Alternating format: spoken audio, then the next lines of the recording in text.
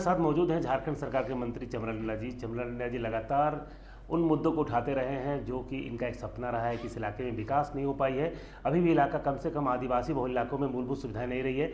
खासकर इनका फोकस शिक्षा को लेकर रहता है। चमरा जी आज इन गणतंत्र दिवस के कार्यक्रम में भी जब बोल रहे थे तो इनका मेन फोकस ये था कि आदिवासी समाज, जो दलित समाज, पिछड़ा समाज है, कैसे शिक्षा से जुड़ सके और अपने आप को आगे ला सके। उन तमाम चीज़ों को उन्होंने फोकस किया है। इनके पास जो विभाग है उसको लेकर तो काम कर ही रहे हैं। इनका क्या सपना है इन इलाकों को लेकर, खुद इनसे जानना चाहते हैं। सर बताइए, क्या लगता है इस इलाके की क्या स्थिति है अभी? ये 70% के आसपास की जिला है ट्राइबल की, और हम लोग चिंता करते हैं, पलायन बहुत है। और उसको हम लिंक अगर करेंगे तो अनएजुकेशन भी उसका कारण हम लोग मानेंगे। और जाहिर है कि अगर किसी भी तरह का इकोनॉमी आएगा तो एजुकेशन आएगा तो आएगा। अगर मान लिया एग्रीकल्चर में बेहतर करना हो, बिजनेस में बेहतर करना हो, तो ये सभी एजुकेशन पर डिपेंड करता है, किसी भी समाज का, देश का, राज्य का, किसी भी व्यक्ति का। तो हम सीधा फोकस इसीलिए करते हैं कि एजुकेट हो जाए, ये हो जाएगा, गुमला जिला ऑटोमेटिकली बेहतर हो जाएगा। जो चीज़ को हम लोग अभी महसूस कर रहे हैं, आप आने वाला कल में भी जब तक ये चीज़ ठीक नहीं होगा, स्थिति जहाँ का तहाँ रहेगा। हम लोगों को ये महसूस है। दादा, हमेशा ज़मीन की बात करते हैं, ज़मीनी स्तर की बात करते हैं। क्या लगता है वर्तमान समय में जो उपेक्षित झारखंड के लोग हैं, जो आदिवासी, खास करके उन इलाकों में, पाट क्षेत्रों में जब हमने दौरा किया, आपका बिशुनपुर का इलाका है, भैंसबथान का इलाका, वहाँ लोगों को पानी तक नहीं मिल पाता है। क्या लगता है उन इलाकों में कब तक लोगों को मूलभूत सुविधाएं मिल पाएगी? क्योंकि लोग अपनी समस्या बताना भी नहीं चाहते हैं। ये प्रॉब्लम हमने भी जहाँ भ्रमण किया है, ये समस्याओं से लोग जूझ रहे हैं। एक प्रॉब्लम ऐसा हो सकता है, उसमें पहाड़ी क्षेत्र होने के कारण में पानी वगैरह के मामले में डीप बोरिंग वगैरह ये सब बहुत टफ है, मुश्किल है। बट एजुकेशन हम उन पानी से भी या अन्य चीज़ों से भी ज़्यादा तरजीह देना चाहेंगे उसकी एजुकेशन पे। तो उसकी जो आवासीय विद्यालय हैं वो भी सही स्थिति में नहीं है, वहाँ से बच्चे पढ़ के कैपेबल नहीं बन पा रहे हैं। तो जहाँ तक हमने भ्रमण किया, या प्रिमिटिव ट्राइब हो या ट्राइब हो या जो भी पाठ हो, कांदा पाठ हो या जो सारी पाठों में है प्रॉब्लम है, स्थिति सिर्फ वो लोग साक्षर बन रहे हैं और अपने कामयाब शिक्षा प्राप्त नहीं कर पा रहे हैं, ये तो तय है। हम इसको परिवर्तन करना चाहते हैं और उनको कैपेबल बनाने चाहते हैं इकोनॉमिकली और स्पेशली सोशली। मान लिया सोसाइटी में भी थोड़ी सी प्रॉब्लम है, कुरीतियाँ हैं, तो उन कुरीतियाँ भी उनको हर्डल कर रही हैं। तो उन कुरीतियों को भी ठीक करने की ज़रूरत है। अभी थोड़ा ज़्यादा ही आ जा रहा है, फिर डैन बिसाही वाला मामला भी आ जा रहा है, शराब वगैरह का मामला भी काफ़ी हद तक उसमें हर्डल का काम कर रहा है। तो सोसाइटी को आगे बढ़ने में, एजुकेशन को आगे बढ़ने में ये हर्डल है, ये प्रमुख कारण है। गवर्नमेंट चाहती है और अप्रोच भी करना चाहती है, और हम लोग चाहेंगे कि वो डायरेक्ट हमारे से अप्रोच में रहे और हम लोग उनकी समस्याओं का निदान के लिए जो प्रभारी है, डीसी है, एसपी है, उससे हम लोग कंसल्ट कर सकें। दादा, एक चीज़ और है कि गुमला जैसे आदिवासी बहुल इलाके की बात करें तो यहाँ के लोग पूरी तरह से सरकारी स्वास्थ्य व्यवस्था पर आश्रित होते हैं। लेकिन बड़ा दुख होता है जब कोई बच्चा मर जाता है और लोग कहता है कि यहाँ पर सही ढंग से डॉक्टर नहीं देखे, खून नहीं मिल पाया। इन तमाम चीज़ों को जो आदिवासी हो या गैर आदिवासी हो वो अलग मुद्दा है, लेकिन बेसिकली कहा जाता है कि आदिवासी समुदाय के लोग रांची जाने में सक्षम नहीं है, आर्थिक रूप से संपन्न नहीं है। आखिरकार जो स्वास्थ्य मंत्री बनता है, पिछली सरकार की बात करें, स्वास्थ्य मंत्री एक बार भी गुमला नहीं आए, इस बार भी स्वास्थ्य मंत्री बने। क्या लगता है कि उनसे उम्मीद नहीं करते, हम आपसे उम्मीद करते हैं, क्या ये बदलाव दिखेगा इस बार कि स्वास्थ्य विभाग में बदलाव होगा? हमारे पास जिम्मेदारी है, हम लोगों ने प्लान किया है।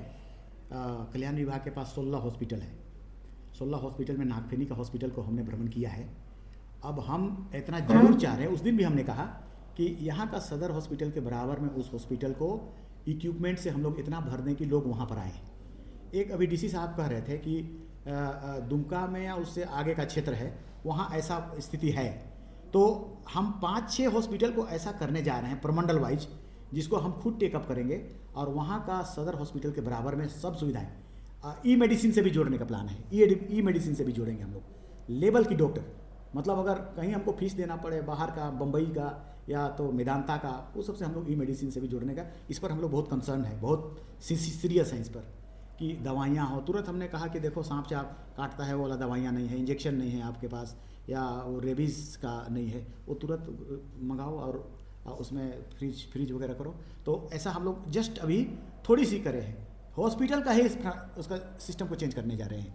हॉस्पिटल को ही जो छोटा है उससे बड़ा करके 5 हॉस्पिटल है, एक ही हो मगर बेहतर हो, सभी पेशेंट वहीं पर आए और सभी तरह की दवाओं का, सभी तरह के डॉक्टर का अवेलेबिलिटी हो। इसका प्रयास करेंगे। एकदम हम लोग सर एक चीज़ और जानना चाहते हैं कि हर बार ये होता है कि सरकार बदली है तो पदाधिकारियों में एक भय बनता है कि अब हमारी ट्रांसफर पोस्टिंग की बात होगी, लेकिन इतना तय है कि जब से आप विधायक हैं कभी भी किसी पदाधिकारी ने ये नहीं कहा कि चमरालाल मीणा जी ने हमको परेशान किया।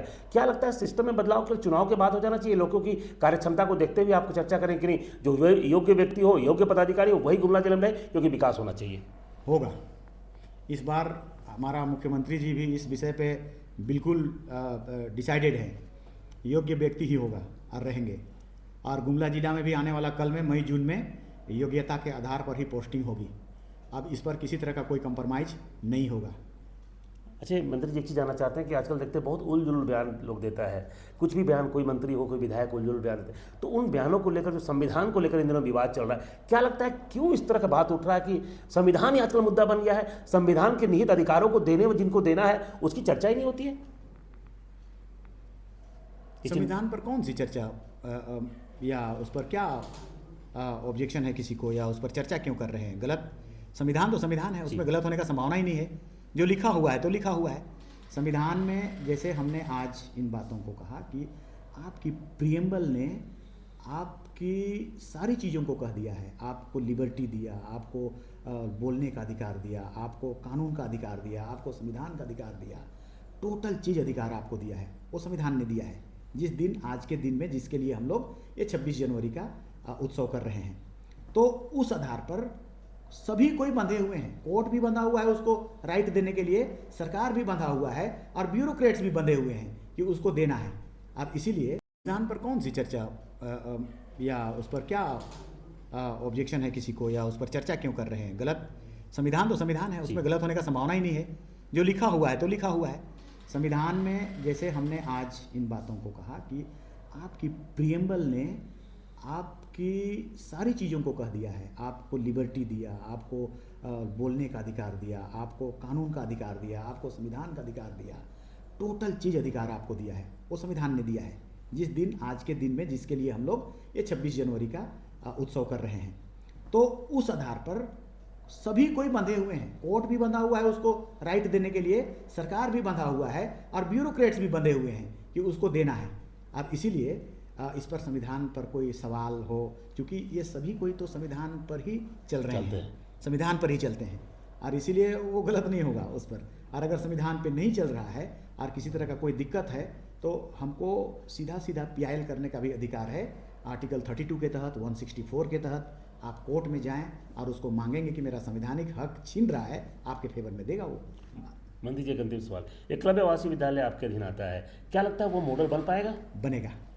बनेगा, हमें उम्मीद है और हम लोग कोशिश कर रहे हैं कि सभी एकलव्य विद्यालयों में इस बार पढ़ाई स्टार्ट हो जाए और वहाँ से ही हम लोग, क्योंकि वो सीबीएसई बोर्ड होगा, सीबीएसई बोर्ड से ही हम लोग वहाँ इंजीनियर, डॉक्टर और आईएएस आईपीएस के लिए बच्चे को तैयार करेंगे, क्योंकि उस बोर्ड से वहाँ की ऊंचाई तक पहुँचने की संभावना हमको दिखाई देता है।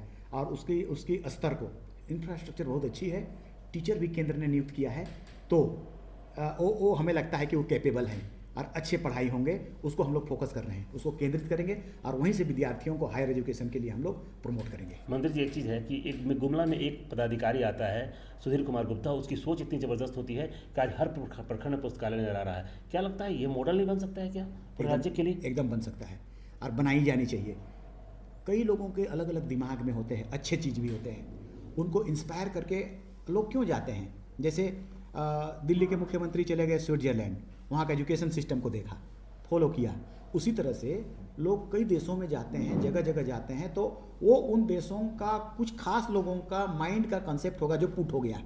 उसी तरह से कोई पदाधिकारियों के दिमाग में भी ऐसा चीज़ है जो कभी कभी हम लोग सरकार नहीं सोच सकते हैं, वे लोग कर गुजरते हैं। तो उस स्थिति में सरकार को उनसे कंसल्ट करके उस स्थिति को मुआयना करके हम लोग प्रोसीड कर सकते हैं, आगे बढ़ा सकते हैं। और उसी तरह से उस पदाधिकारी ने अगर किया है और उससे बेनिफिट हुआ है समाज को, तो जाहिर है कि उसको आगे बढ़ानी चाहिए। तो ये हमारे साथ थे चमरा नंदा जी, मंत्री हैं, और निश्चित रूप से इनका स्पष्ट कहना है कि शिक्षा है वो तरीका है जिसे समाज में बदलाव लाया जा सकता है। साथ ही साथ इन्होंने कहा कि गुमला की स्वास्थ्य व्यवस्था बेहतर हो पाएगी और कल्याण विभाग द्वारा संचालित अस्पतालों को बेहतर किया जाएगा, ताकि आदिवासी समाज हो या अन्य समाज के लोग हैं वो इलाज के बहाने उनकी मौत ना हो सके। तो ऐसे में स्पष्ट कहा जा सकता है कि जिस आंदोलन को लेकर राजनीति में ये आए हैं, आदिवासियों का, गरीबों का, दलितों का विकास करने को लेकर, उस मुद्दा को लेकर आज भी अपने आप में कहीं ना कहीं कटिबद्ध हैं, और इनका स्पष्ट कहना है कि इस बदलाव को लाना जरूरी है, जिससे कि समाज के अंतिम व्यक्ति पर बैठे, पौधान पर बैठे व्यक्ति को इसका सीधा लाभ मिल सके। 99 न्यूज़ के लिए गुमला से सुशील कुमार सिंह।